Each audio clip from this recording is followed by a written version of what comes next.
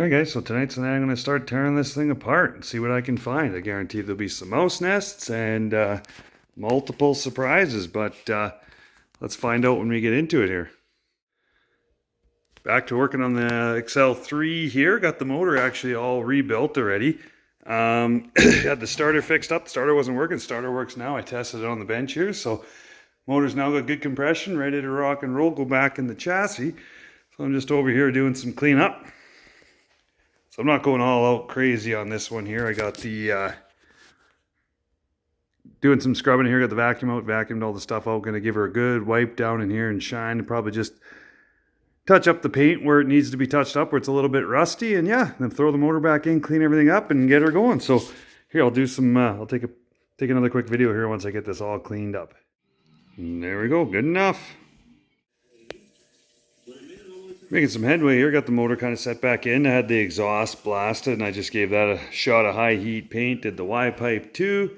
Just kind of gave the belly pan a quick clean, and then just a quick spritz with some black paint as well. So again, this is just kind of like, this is just going to be a rider for the family and I to go out for rips and maybe let some buddies ride it on our vintage trips. But so I still got to get those skis off. That's not a tonight job, but get those off. I'm going to get those blasted and painted. Seat cover. I was working with the old butane torch and bringing the gas tank cover here back to life. Yeah, you can see some lines and stuff on there, but you know what? It looks 1,000 times better than it did before. So I'm going to leave it. I got a different hood coming here, so I'm not going to bother doing anything with this hood. I got a hood coming in August, so that'll go on there. And then once, like I said, once I get the seat done and that on, you know, she's going to be a sharp little rig. Still going to do the chain case oil. Everything's just kind of set in there right now. Double check that. And go in here and clean in the bottom there a bit more and get that bearing out of the drive shafts on this side here. And probably get that bearing replaced because those are always worn out. They don't see oil like the chain case does, so they kind of tend to wear out a lot quicker. Other than that, this thing's just, and it's still, what else is there? Oh yeah, I got to get a new rubber for here. And dimmer switch. I'm going to go into my box or my tickle trunk of parts there and see what I can find. I know I've got a couple of those kicking around. And fix up this tail light thing here too as well. Yeah, other than that, more cleaning, maybe a little more spritzing of paint. You know, don't tell the guys, but just kind of doing a lipstick one on this one. She's just going to be a dirty old pig and just a rider. So, all right, I'll do some videos as I keep going. All right, got the XL3 up on the lift here. So tonight I'm going to go ahead and pop this cover off here and do this drive bearing, or see if I've got a bearing. I'm not sure if I do or not, but so I'll pull that off, have a look at that, and get that replaced. Skis are off now. They're waiting to get blasted and painted. Seats off at the seat doctor. What else we got going? I'm going to pull the chain case cover off tonight, have a look inside there too, and see what everything looks like in there. So first thing I'm going to do is loosen the bogey wheels off back here, and then back those adjusting bolts out so I can get some tension off that drive shaft.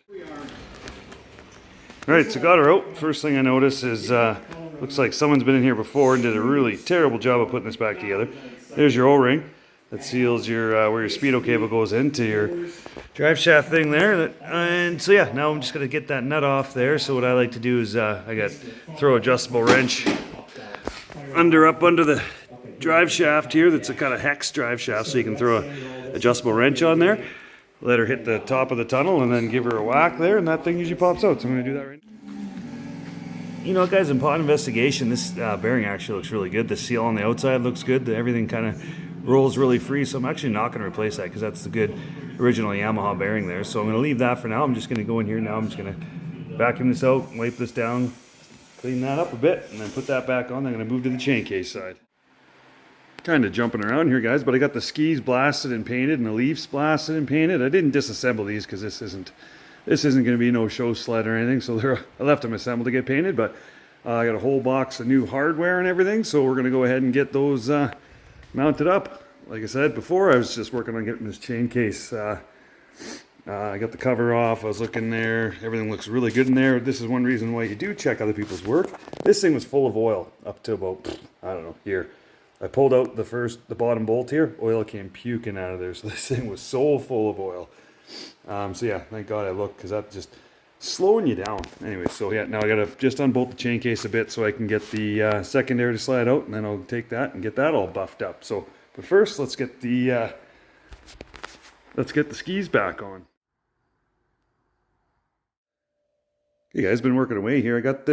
I bought this new hood here. New, obviously not new, but a new to me hood here. It's in a lot better shape than my hood that came on this thing. It's still like from 10 feet away. It looks okay. Still faded on the hood or on the top there and everything. And it's not perfect, but it's definitely way better. I got the skis on there and everything. So like I said, I got the new hood mounted up, seats off, getting reupholstered. Said that already. Engine and everything's all just kind of resting in place right now. I got the chain case out. I'm going to get that all cleaned up and put that back in, and then I can get the motor mounted and everything all put back together and everything. And just that seat will probably be about another 2 to 3 weeks to get that in. I got a bumper strip there around the outside of the bumper. It was missing that, so I had that put in.